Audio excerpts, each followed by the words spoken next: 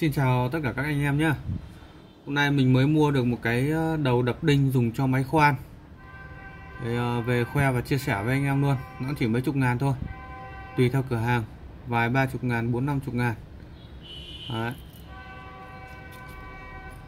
Lắp vào máy khoan thì thông thường thì cái máy khoan bê tông thì nó sẽ có cái chức năng búa. Mình cũng nghĩ mãi và không biết là cái chức năng búa thì nó dùng cho cái gì. Còn đục thì nó có cái này rồi ạ. Còn búa thì nó dùng cho cái gì, tìm mãi mới thấy hóa ra nó dùng cho cái này. Thế nhưng mà cái khoan bê tông thì thông thường là nó dùng cái đầu kẹp kiểu như này. Đấy, dùng cái mũi khoan kẹp kiểu gài như này, chứ cái này thì nó lại dùng cái đầu lục giác. Thế thì buộc mình phải dùng cái đầu chuyển đổi, bởi vì cái khoan bê tông của mình nó lại dùng cái đầu này các bạn nhé.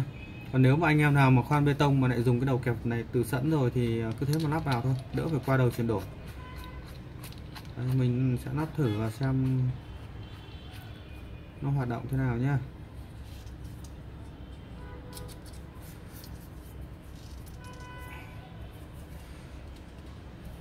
Đấy, lắp vào đây. Rồi, tiếp theo là lắp vào đây. Tiếp theo là mình chuyển sang chế độ búa các bạn nhé. Đấy, thì không biết là nó hoạt động như nào, nhưng có nghĩa là mình đóng cái đinh thì đấy, khá là mạnh nhé các bạn. Đây, mình cho vào đây thử nhé. Thì không có không có cái đinh nào để thử, ấn thử vào đây thôi.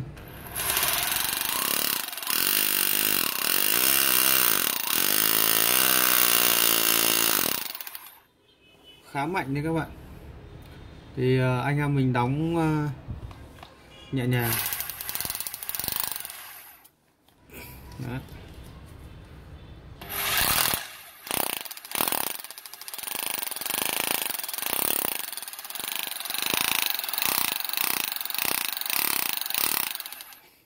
Mình nghĩ là cũng thỉnh thoảng anh em mình dùng cái đầu mũi khoan này thì chúng ta phải đóng mồi các bạn nhé.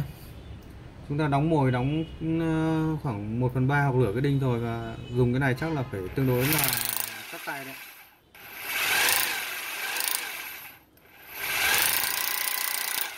Đấy. Đây là mình mới chạy nhẹ nhẹ thôi nhé, chứ nếu mà chạy mạnh thì nó phụt mạnh lắm.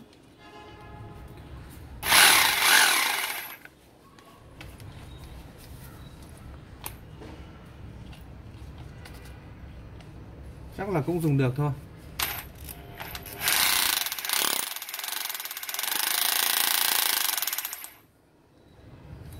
Đấy, cái chức năng của nó như vậy thì mình chưa dùng cái này bao giờ, thì hôm nay mới thử, thì lúc nào có điều kiện đóng thử cái đinh cho các bạn xem nhé. Rồi, chào mọi người.